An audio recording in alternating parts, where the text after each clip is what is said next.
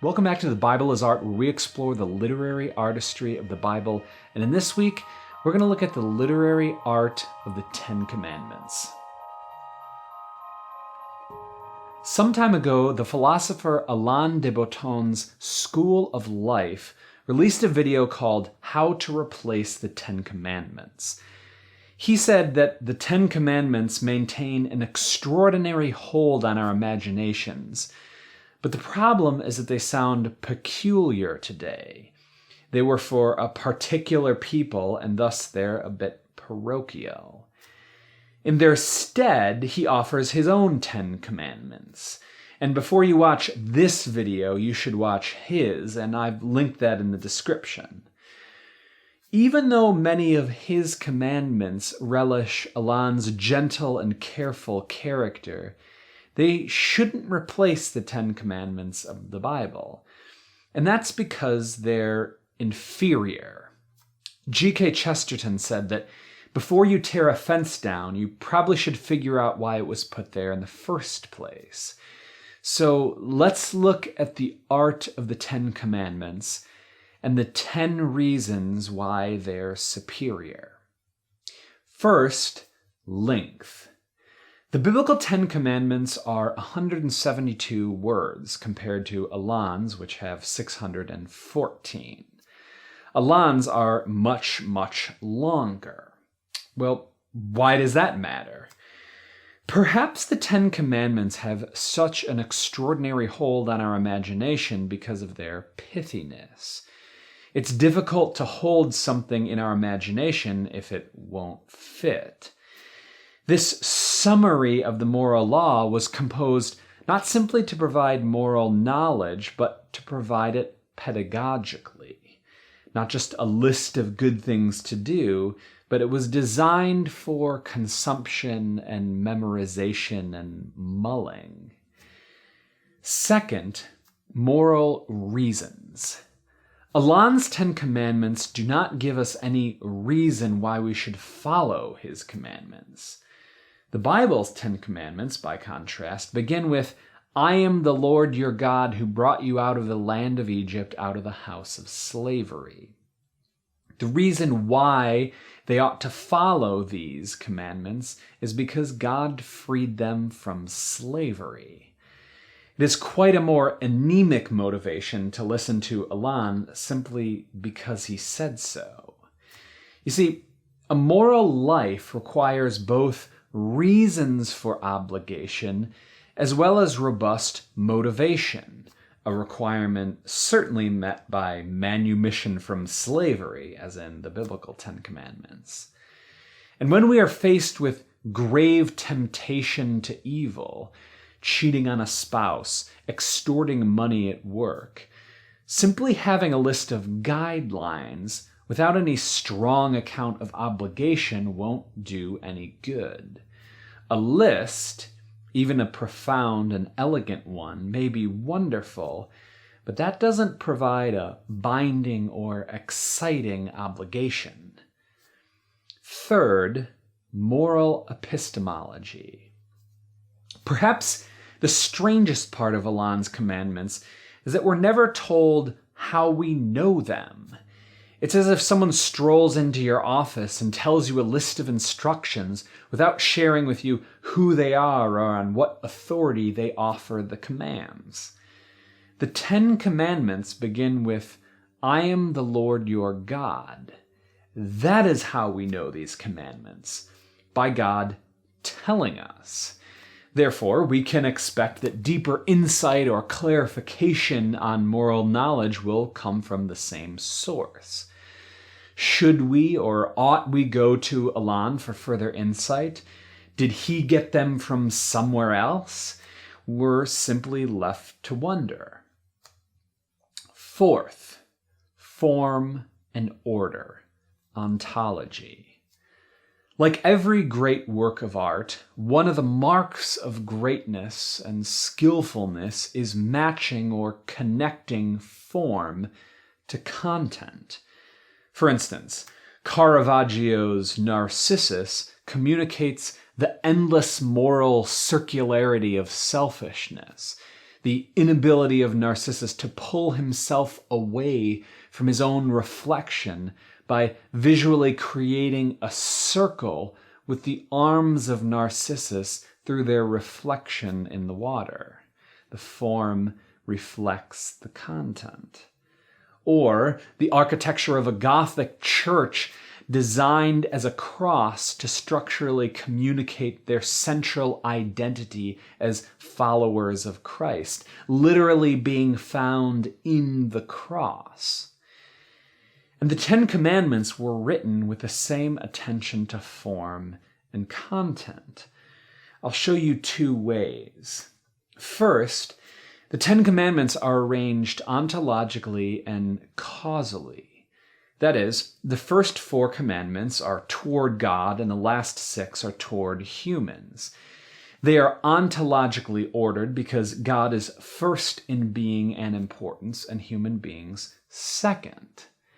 And it's causally because a good and flourishing relationship with people issues from, is caused by a harmonious relationship with God.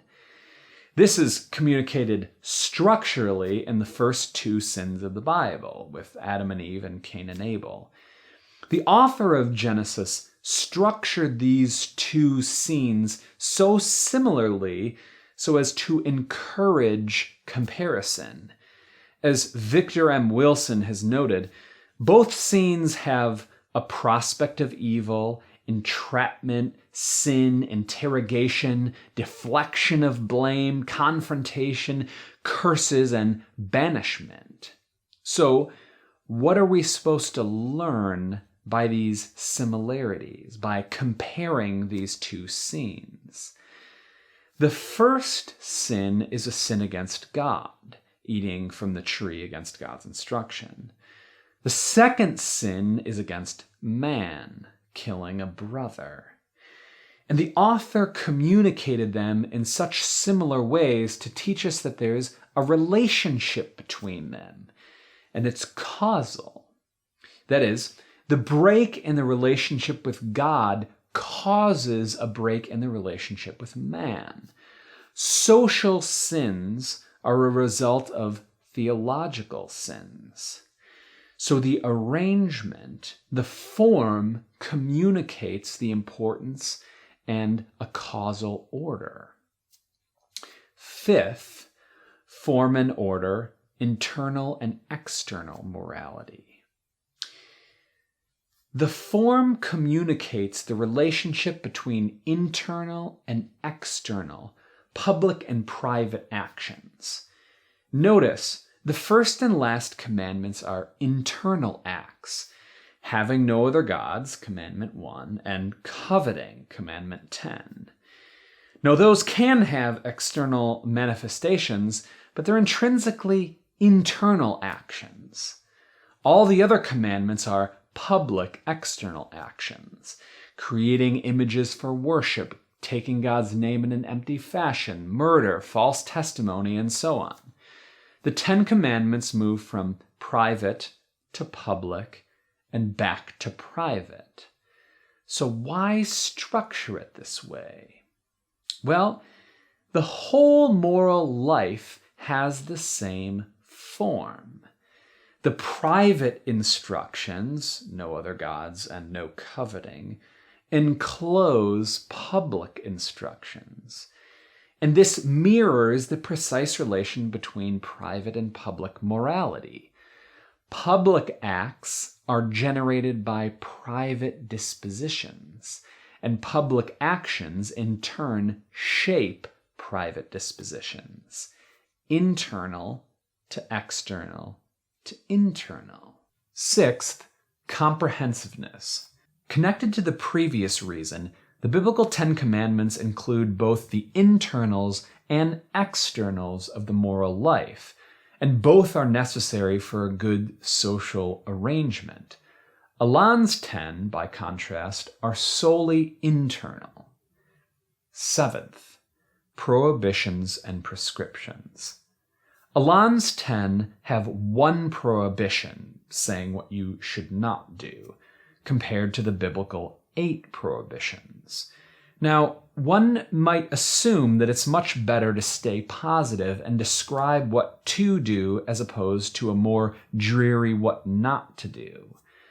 But solely prescription does not take seriously the existence of great evil. While Alain's list at first reading feels like a warm list of motivational aphorisms, they remain silent on the architectural moral evils such as theft, murder, and deceit. And one begins to wonder in the end whose moral list is more parochial, more designed for a specific time in history with its specific fads and fashions. 8th, human nature. The only repetition in Alain's commands is the phrase, the good person, and for good reason. He wants to foreground the image of the good individual whom we might aspire to emulate. The problem is when his conception of human nature is one that it is immature and thus lacking something, as opposed to a human nature that is corrupt. Those are actually the only 2 options you have when you're thinking about what's wrong with humans. It can only either be a defect, a deficiency, or both. The biblical conception of man is that he is both deficient and defective, but Alain only conceives of the former. But surely the genocidal and totalitarian regimes of the 20th century, let alone the rest of history, would be sufficient evidence that Hitler or Pol Pot were not simply immature, but evil. Crooked and corrupt, not just careless. And you certainly would treat and interact with an evil person differently from a childish or immature one. 9th, sanctions. Perhaps the most conspicuous absence from Alain's list is any reward or punishment. That fundamental principle that we've come to recognize as structural to the economic life is no less true in the moral. Without incentives, there is neither motivation nor action. And once again, we're left wondering why we ought to abide by Alain's moral arrangement at all. 10th, effects. The 10 Commandments has produced such moral magnificence as Jesus and Mother Teresa, while Alain's has presumably produced himself. And I'm left to wonder if Alain's moral code, where we treat wickedness as childish and allow murder and illicit desires, will have more longevity than one of the most influential documents in human civilization. And if we judge a moral code by the results it produces, what do we make of the hubris that one must have to not only replace one of the most well-known and trusted moral documents in human history, but replace it with the statutes of one's own devising? How should we judge that? Perhaps a more humbling effect is desirable. Thank you so much for watching the video this week. I really appreciate it. Let me know if you have any questions or comments or thoughts about the 10 Commandments. I would love to hear them. If you'd like to support the channel, that would be lovely. Patreon.com/thebibleisart, or share the video with someone who would appreciate it. Thank you so much.